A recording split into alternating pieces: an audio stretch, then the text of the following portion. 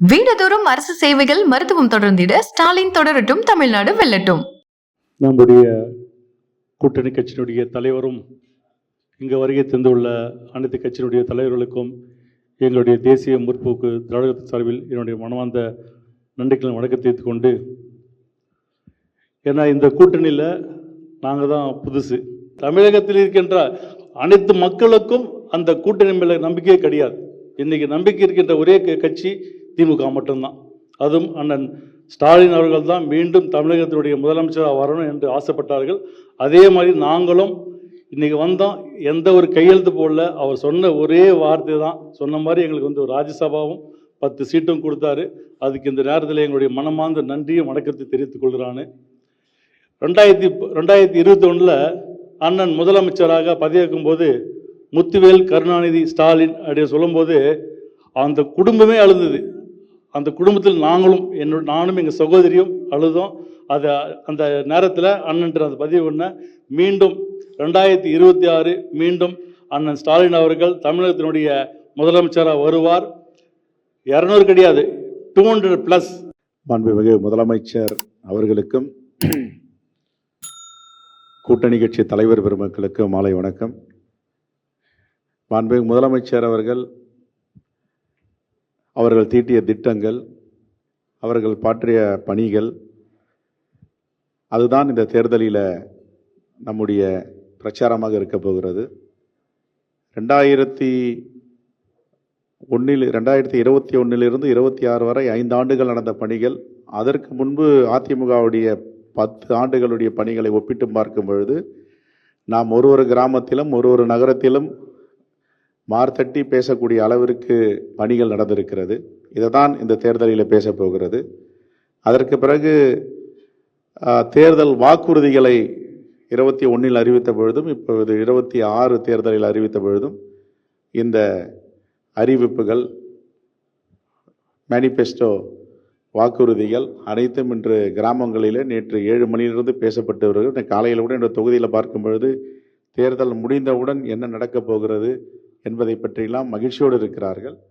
ஒன்று மட்டும் சொல்வேன், நீங்கள் ஆற்றிய பணிகள், உங்களுடைய உழைப்பு, உங்களுடைய நேர்மையான கையாளுதல் கூட்டணி கட்சி தலைவர்களை, தோழமை கட்சி அனைவரையும் இது இந்த தேர்தலில் ஒரு உத்வேகம் அளித்திருக்கிறது.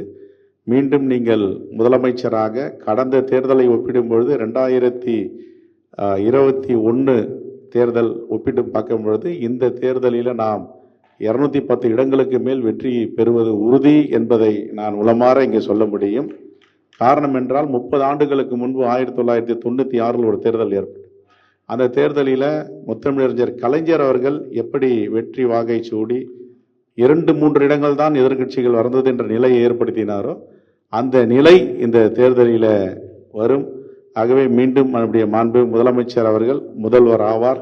அனைவரும் சேர்ந்து 234 தொகுதிகளிலும் வெற்றி பெறுவதற்கு ஒன்று சேர்ந்த உழைப்போம். மாண்பு முதலமைச்சரை மீண்டும் முதலமைச்சர் ஆக்குவோம் என்ற உறுதியோடு நன்றியை தெரிவித்து விடைபெறுகிறேன். நன்றி, வணக்கம். வணக்கம். மாண்புமிகு முதல்வர் மு.க. ஸ்டாலின் அவர்களே, கலைஞர் அரங்கில் அமர்ந்திருக்கும் தலைவர்களே, அனைவருக்கும் வணக்கம். மே மாதம் ஒரு விழா நடக்கும். அந்த விழாவில் மீண்டும் இவரை இப்பொழுது விழித்தது போலவே மாண்புமிகு முதல்வரே என்று அழைக்கப் போகிறேன் என்ற எதிர்பார்ப்புடன் தான் இந்த கூட்டத்திற்கே வந்திருக்கிறேன். மத நல்லிணக்கு முற்போக்கு கூட்டணி என்கிறோம். முற்போக்கை தவிர வேற வழி இல்லை. பிற்போக்கு ஒரு சாய்ஸா இருக்கவே முடியாது. அதுதான் ஆல்டர்னேட் சாய்ஸ். அது எங்களுக்கு வேண்டாம் என்று முடிவெடுத்தவர்கள் எல்லோரும் இங்கே இருக்கிறோம். என் தொண்டர்களுக்கும் முழு வெற்றிக்கான உழைப்பை கொடுக்க வேண்டும் என்பதை அன்பு கட்டளையாகவும் சிலருக்கு ஆணையாகவும் பிறப்பித்துவிட்டு இங்கே வந்திருக்கிறேன்.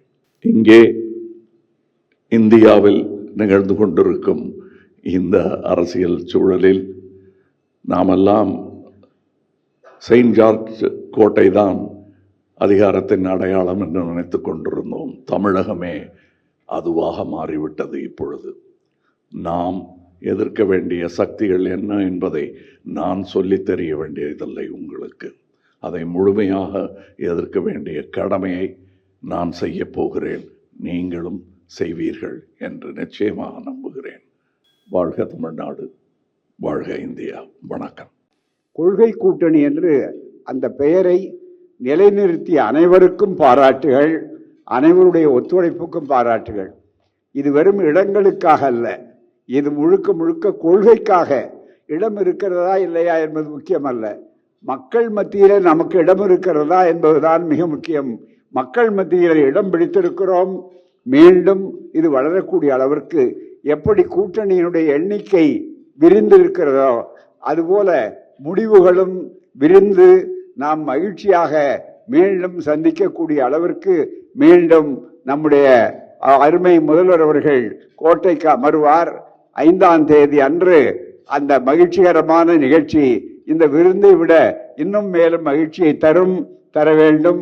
இந்தியாவுக்கே வழிகாட்டக்கூடிய ஒரு நல்ல ஆட்சியை தமிழகத்தில் இப்பொழுது தருவது போல வருங்காலத்திலும் நிச்சயமாக அவர் தருவதற்கான இறைவன் அவருக்கு அருள் புரிவார் என்ற நம்பிக்கை எனக்கு இருக்கிறது.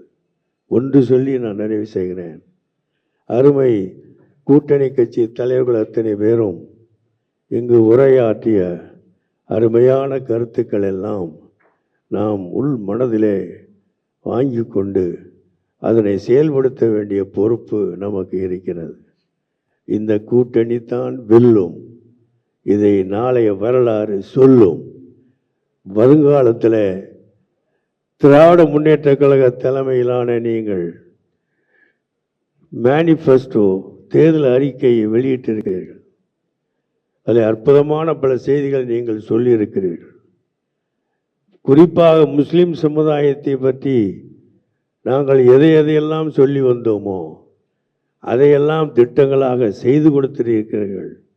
வருங்காலத்திலும் செய்து கொடுப்பேன் என்று உறுதிமொழியும் தந்திருக்கிறீர்கள். அதற்காக நான் நன்றியும் பாராட்டும் தெரிவிக்க இங்கே வந்திருக்கக்கூடிய முஸ்லிம் சமுதாய தலைவர்கள் சார்பாகவும் நான் நன்றியும் பாராட்டையும் தெரிவிக்க வேண்டிய கடமை எனக்கு இருக்கிறது. வீடுதோறும் அரசு சேவைகள் மருத்துவம் தொடர்ந்திட ஸ்டாலின் தொடரட்டும், தமிழ்நாடு வெல்லட்டும். மின்னம்பலம்.com தமிழின் முதல் மொபைல் பத்திரிகை.